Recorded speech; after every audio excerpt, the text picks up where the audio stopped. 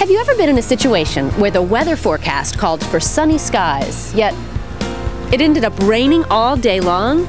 You think, oh, if I only had my umbrella. But you know, guys, the job of predicting weather accurately is a difficult one because our atmosphere, it's constantly changing. You see, in order to predict the weather accurately for the hours and days ahead, weather forecasters must analyze information they receive from a number of sources, including local weather observers, weather balloons, weather stations, and satellites. Speaking of satellites, NASA has a train of satellites called the Afternoon Constellation, nicknamed the A-Train, which are orbiting the Earth, and they're collecting all sorts of data, including data that will help predict weather and climate change. Two additional satellites, CloudSat and Calypso, will soon be launched to be a part of that train. CloudSat will help improve weather prediction by studying the different aspects of clouds, as its name implies. Calypso will help predict climate change and how aerosols or particles affect the Earth's atmosphere. Later on in the program, Dr. Didier Tonray will tell us all about aerosols. But first, let's visit with Dr. Graham Stevens. He's the principal investigator on the CloudSat mission. Thank you, Jennifer. We rely on accurate weather predictions for many activities. Farmers need to know the best times to plant and harvest their crops.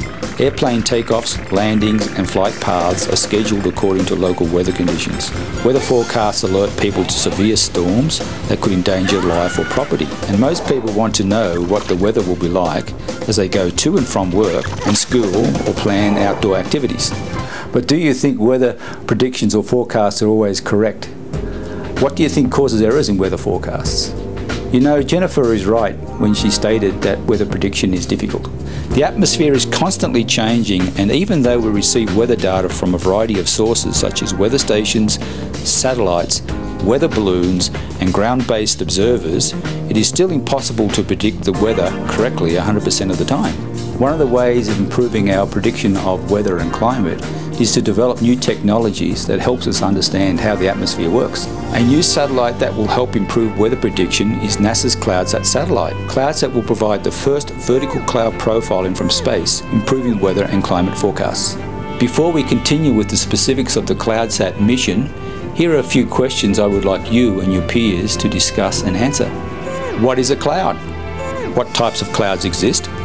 Which clouds make which weather? Why is it important to study clouds? It's now time to pause the program. So how did you do with your questions? You know, clouds are all made of water. Sometimes they are made of tiny drops, far apart and held up by the wind.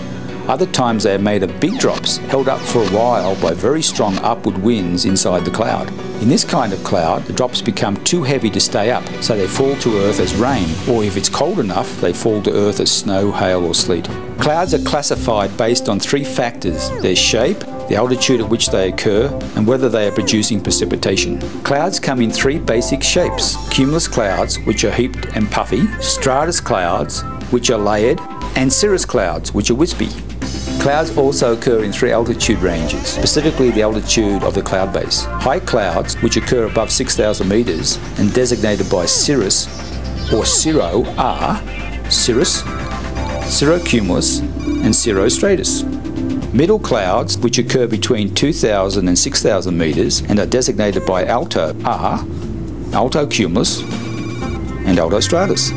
Low clouds, which occur below 2,000 metres, are stratus, nimbostratus, cumulus, stratocumulus, cumulonimbus, and fog. I bet you didn't think fog was a cloud.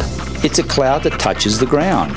Clouds that incorporate the word nimbus or the prefix nimbo are clouds from which precipitation is falling. Can you think of another type of cloud? I'll leave the answer to that question up to you.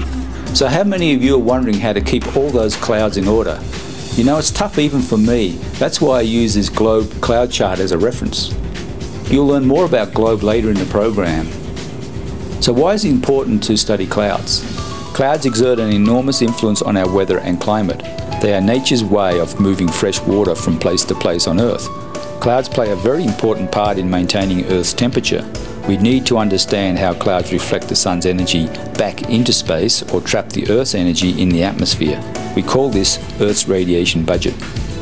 Using the CloudSat satellite for the very first time, we'll be able to measure the altitude and properties of clouds. The CloudSat radar will slice through the atmosphere, providing vertical cross-sectional view of clouds, and furnish new weather and climate data, including cloud layer thickness, cloud top and base altitude, and water and ice contents.